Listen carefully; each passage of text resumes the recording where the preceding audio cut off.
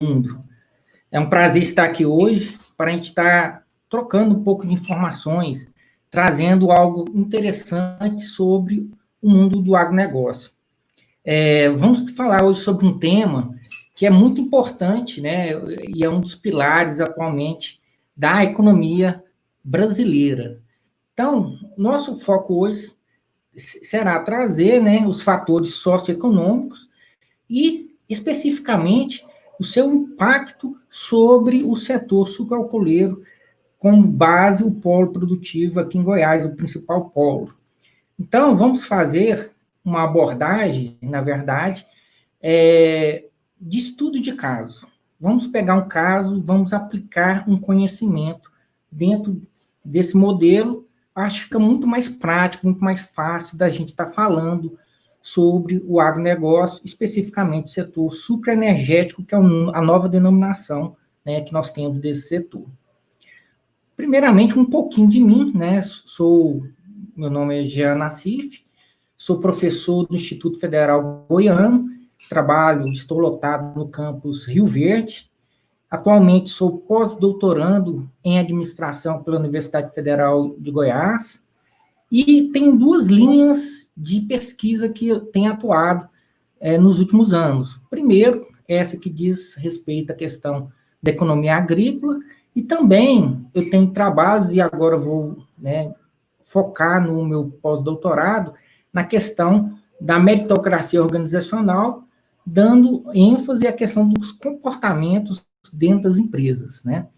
Bom, também, só para poder ficar mais claro, minha atuação, que ela é interdisciplinar, né?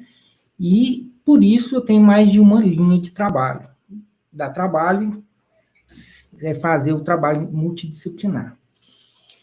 Pessoal, primeira coisa, por que é importante vocês estarem aqui agora ouvindo a gente estar aqui falando sobre agronegócio, sobre o setor sucroenergético? Por que isso é importante?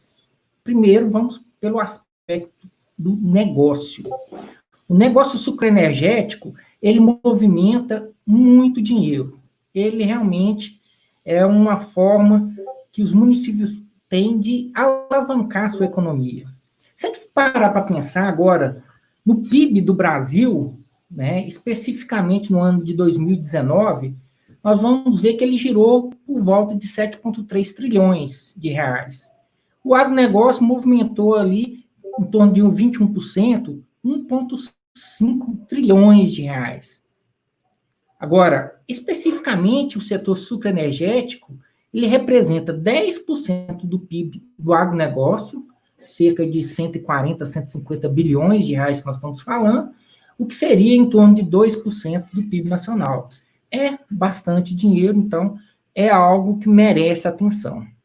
E tivemos, assim, a título ilustrativo, como informação para a gente situar, né, que vamos fazer primeiro um contexto para a gente entender qual o pano de fundo que vem a nossa exposição.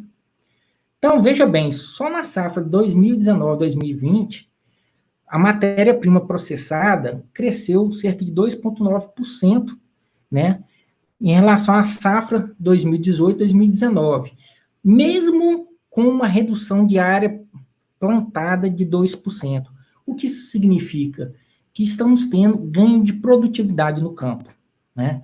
E com isso temos aí 33 bilhões de litros de álcool no mercado. Panorama e tendências.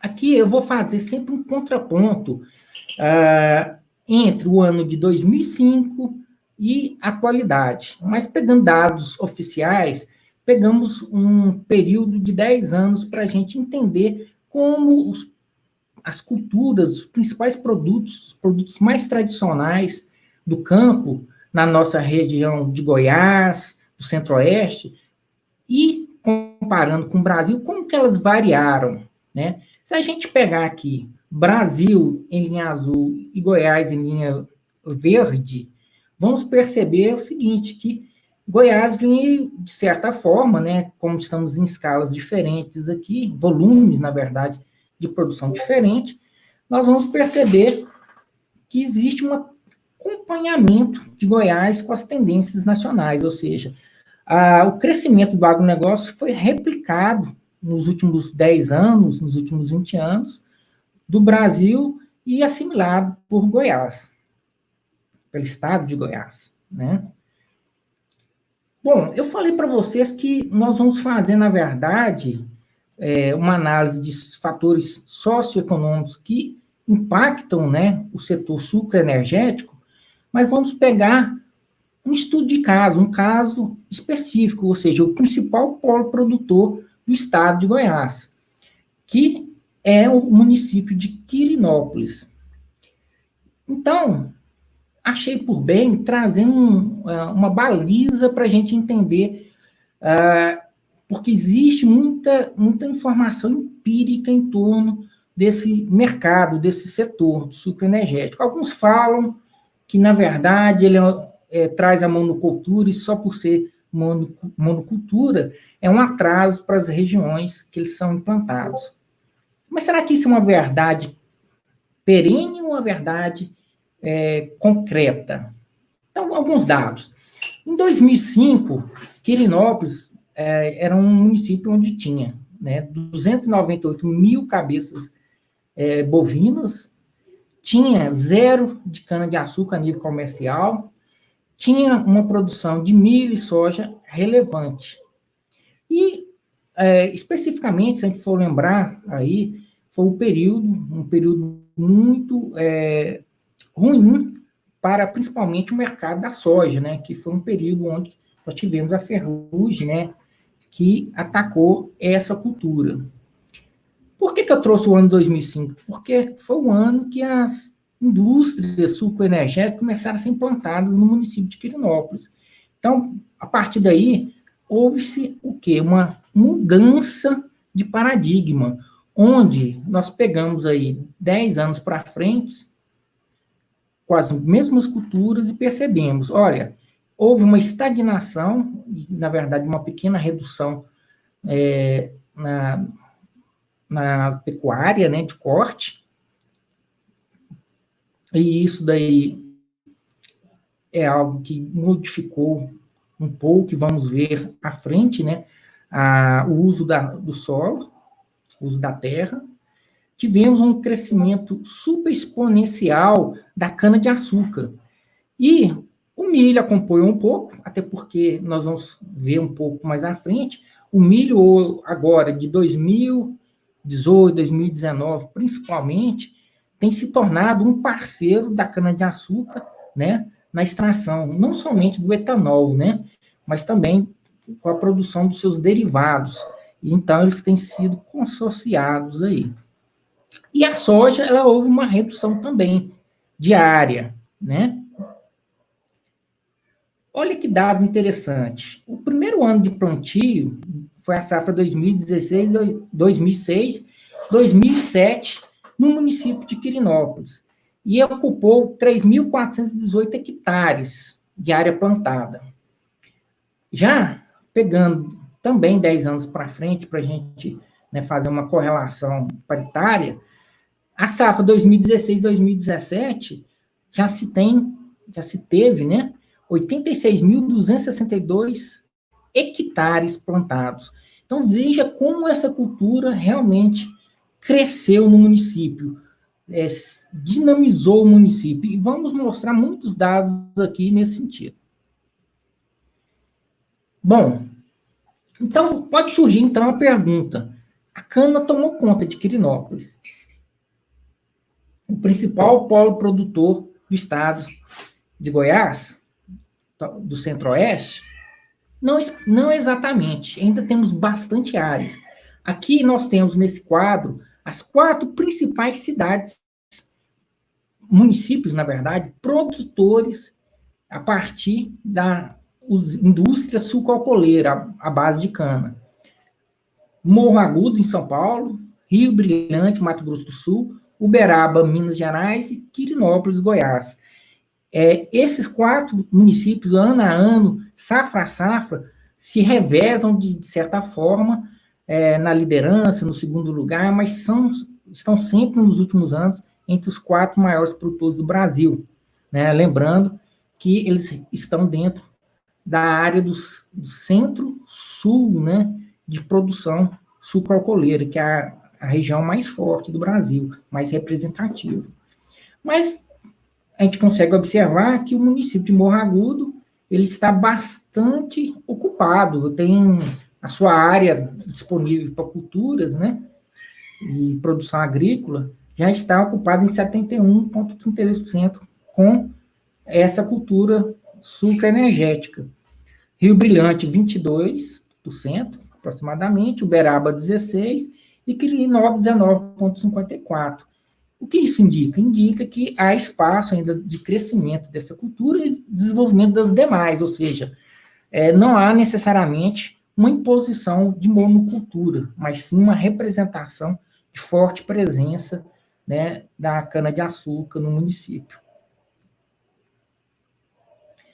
Bom, então, falando um pouco desse polo de destaque aqui no estado de Goiás, no Centro-Oeste, Quirinópolis.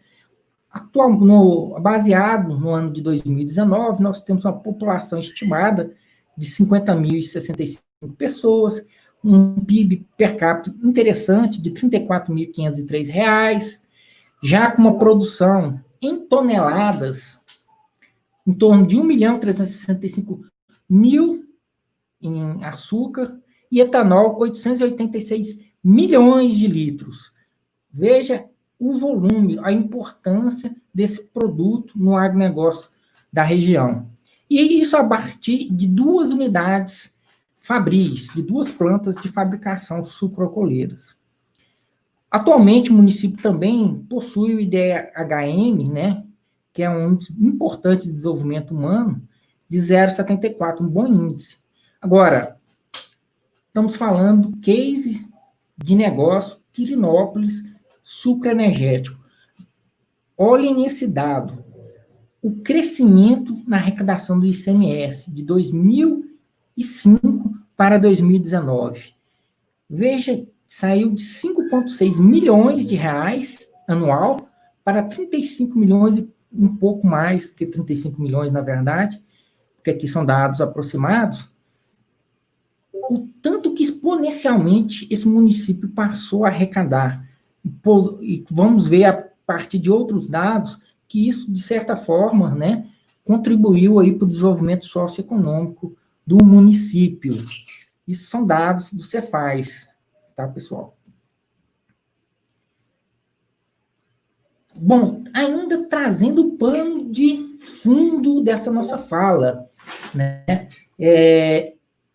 o índice Fijan. O índice Fijan é um índice que traz, na verdade, uma mensuração do crescimento e do desenvolvimento dos municípios a partir, né, da educação, saúde, emprego e renda.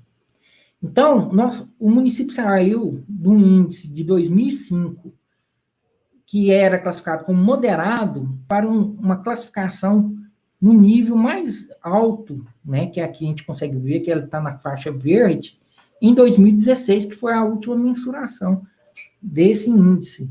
Então, veja o quanto que o município cresceu. Ele saiu da 39º lugar, né, no ranking que a Fijan traz, para o 4º lugar. Então, já é um pano de fundo interessante.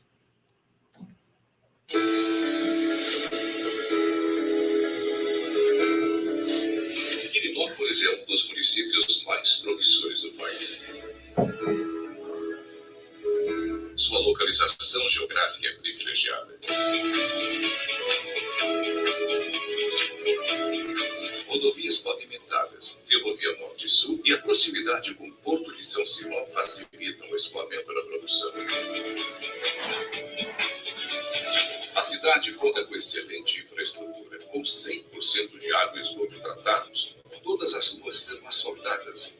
2 grandes usinas estão instaladas no município, com produção de etanol, açúcar e cogeração de energia. As 2 unidades geram mais de 6.000 empregos diretos e centenas de outros indiretos. A região é a maior produtora sucroenergética do centro-oeste brasileiro e uma das principais do país.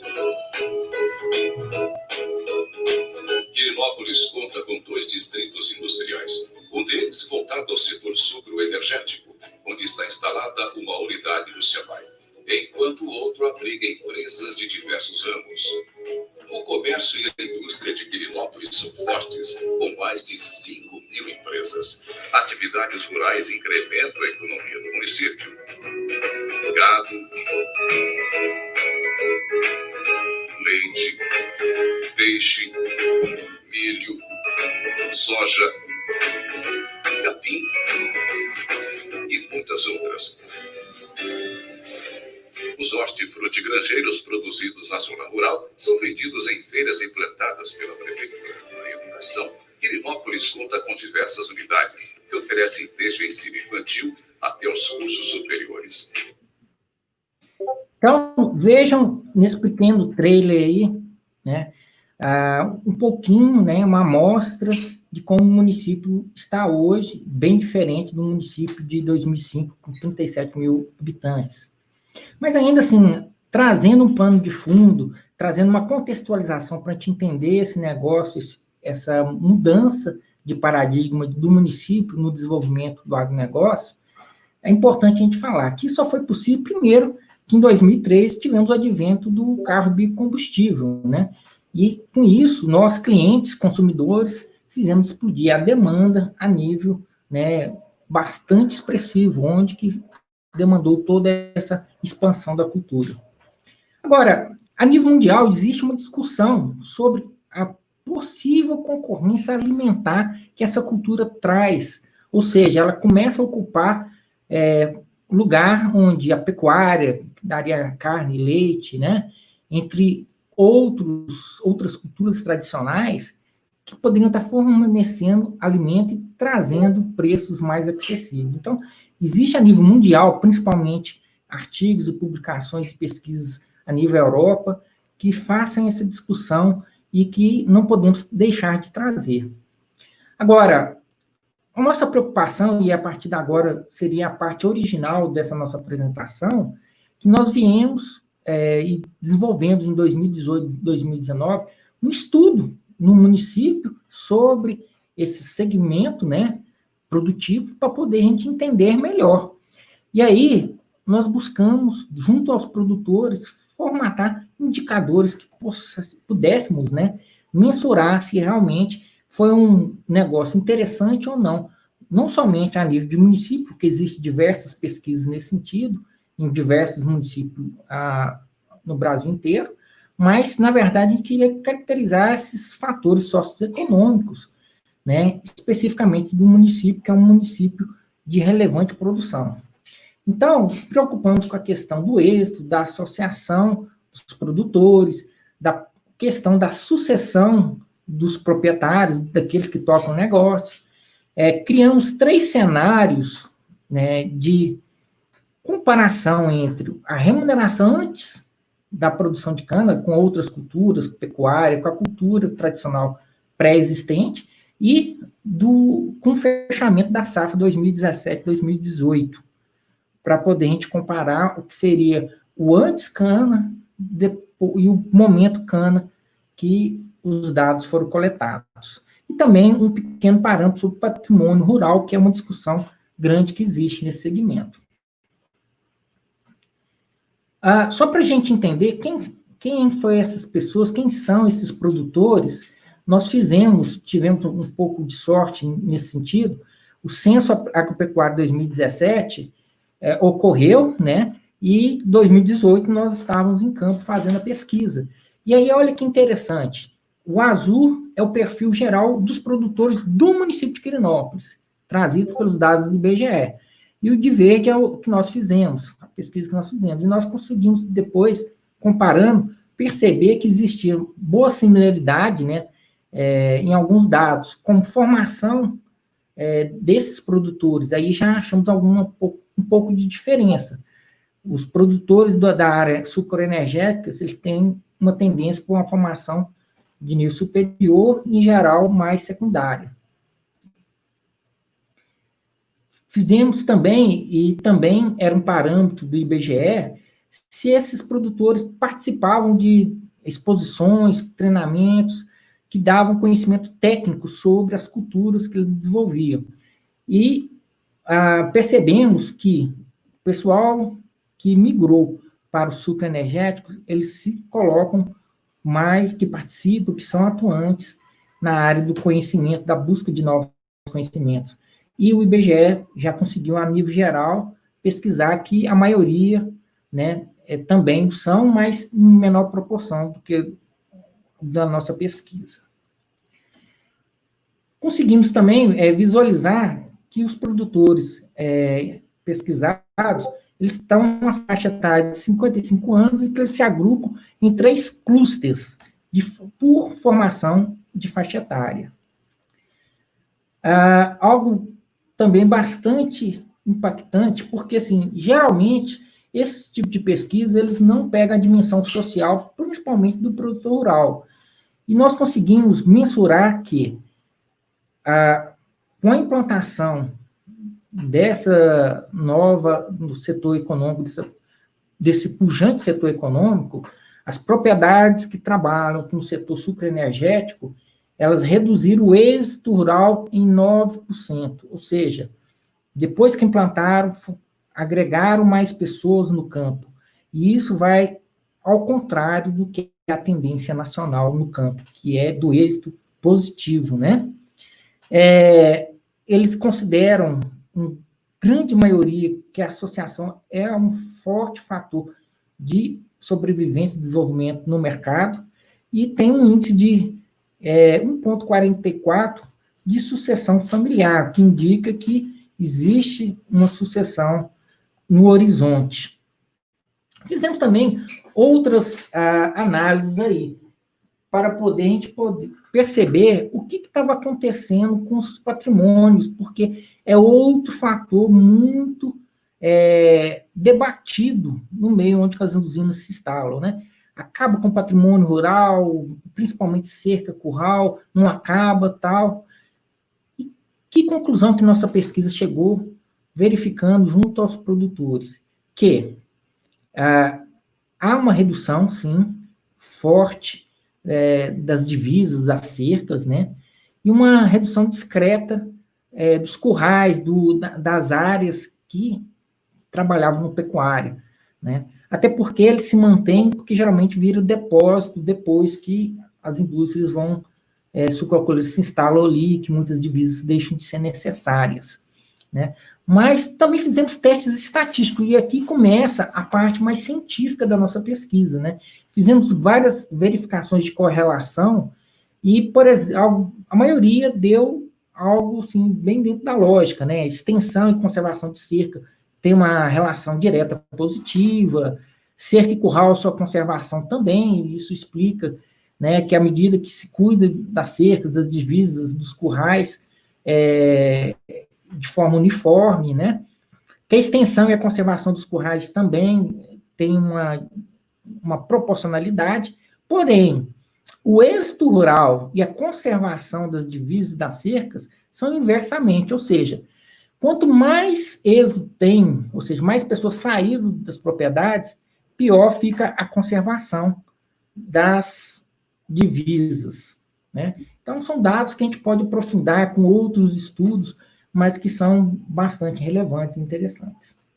Então, eu falei sobre receitas da parte econômica. O que acontece? O cenário que nós fizemos foram 3. Nós indexamos toda a produção, toda a receita pré-instalação da cultura da cana, do sucro energético, através da Selic. Outra pela cotação do produto em reais, ou seja, reavaliamos ela no ano de 2018, ou seja, o volume produtivo, ou seja, eu tinha 200 sacas produzidas em 2015, que foi o ano que eu entrei, em 2018, essas mesmas sacas, quanto que valiam? E o terceiro cenário, nós fizemos uma indexação pelo dólar do momento pré-entrada no mercado da cana e no ano de 2018. E quais foram os números? O que nós descobrimos? Descobrimos que o cenário que melhor remuneraria se não tivesse esses produtores entrado para o mercado sucro energético seria através da variação da Selic ao longo do tempo. Isso lembrando que foram atualizados com o dólar de 2018. Hoje, com o dólar tão disparado, é lógico que seria outro resultado, porque a cana deu 65% a mais do que seria o produto vendido em 2018 com a variação do dólar, e 62% com a variação do produto no mercado. Mas nós achamos que adotar qualquer um desses cenários poderia ser temerário, e fizemos, então, uma média, no qual chamamos de índice geral, né, de receita.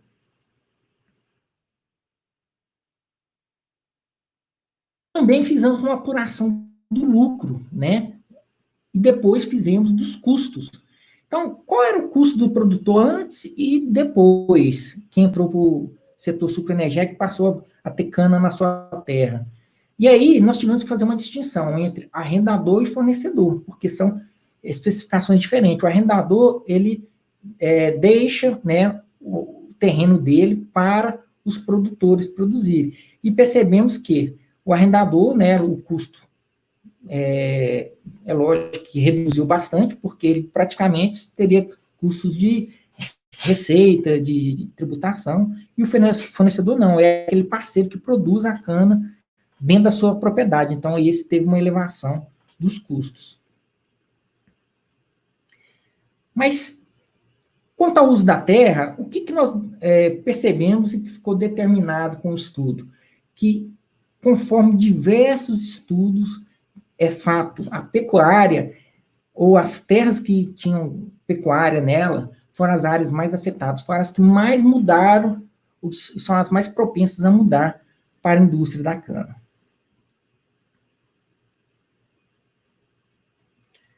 Então, o município atingiu o 4º lugar em Goiás, em qualidade, né, segundo a Fijan, para se viver.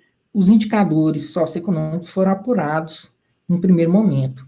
Mas nós não paramos por aí e fomos analisar qual o impacto que essas variáveis, né, da implantação do setor sucroalcooleiro podem ter no índice que nós abordamos e trouxemos para a pesquisa, que é o índice de benefício-custo ou custo-benefício, né?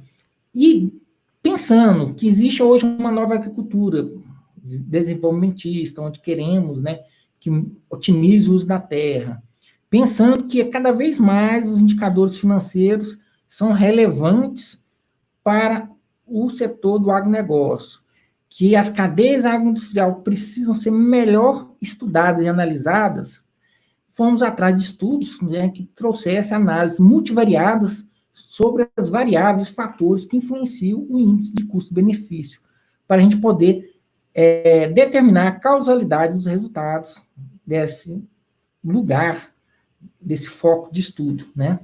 E aí, elegemos e mensuramos diversas variáveis, êxito, sucessão, patrimônio rural, nos quais entendemos naquele momento que são preditores, que impactavam, né, a variável resposta, que seria um indicador benefício-custo da cana no município. E aplicamos aí técnicas multivariadas. O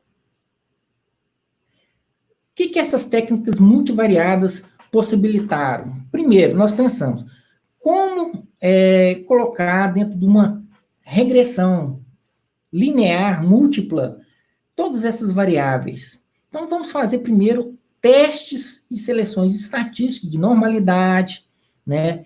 E também usamos uma técnica, né, o CAPTCHA, onde a gente usa uma categorização das variáveis e uma avaliação se ela é relevante ou não estatisticamente, para poder a gente selecionar. E fomos para o laboratório cuidar disso, porque nós precisávamos de mensurar o quanto que poderíamos estabelecer uma equação para o índice de benefício cana, né, e o quanto que cada uma dessas variáveis impactaria nesse indicador. E aí, começamos a eliminar estatisticamente no laboratório as variáveis menos importantes ou não relevantes. E chegamos a 2 dimensões, onde a dimensão 1 e a 2 obtiveram médias acima de 0,60, ou seja, são médias onde o Corbett de alfa dela ou seja, a estruturação dela é muito bem elaborada. Quanto mais próximo de 1, melhor. Então, 0,76 e 0,74 nos demonstravam que ela era bem construída. E ao aplicar a regressão, nós chegamos a uma composição que agora apresentamos, né, na escama de peixe aí, que distância da agroindústria, tamanho do estabelecimento, custo na produção da cana, né, no local, tipo de contrato, né, escolaridade, êxito, todos esses fatores, eles explicam em 90% o índice benefício-cana, ou seja, a composição do resultado do produtor. Isso tudo sobre a demanda do teste de F, que é um teste que nos dá, né, a validade estatística. Então, esse novo uso da terra, ele possibilitou um desenvolvimento municipal, ganhos positivos do lado econômico, social, principalmente da questão do êxito rural, né, que foi contido, e conseguimos provar nessa pesquisa que a rotação do modelo, né, através de CAPT, ser combinado com a regressão linear, torna uma equação positiva para a gente poder mensurar e estudar setores sucroalcooleiros, né, com essa forma. É lógico que cada área, cada setor tem um tipo de abordagem. E para esse município, que é sucesso no agronegócio, no setor sucroenergético, ele é válido. Então, nesse momento, pessoal, foi um pouco corrido, tem muita informação, né, são 2 anos de pesquisa. A gente quer agradecer a presença de todo mundo que está aí na live, agradecer os diversos parceiros que tornaram possível essa pesquisa, né, que foi muito bacana. Então, tá aí, a última fala nossa, as oportunidades se multiplicam à medida que são agarradas. Um abraço para todos, muito obrigado, está em nossas redes sociais, em breve estamos reformulando o nosso site pessoal, que vai tratar sobre educação, e estamos criando nesse novo projeto de pós-doutorado também um ponto na internet que seria para o desenvolvimento de estudos sobre meritocracia organizacional. Um abraço da família Nassif para todos. Obrigado.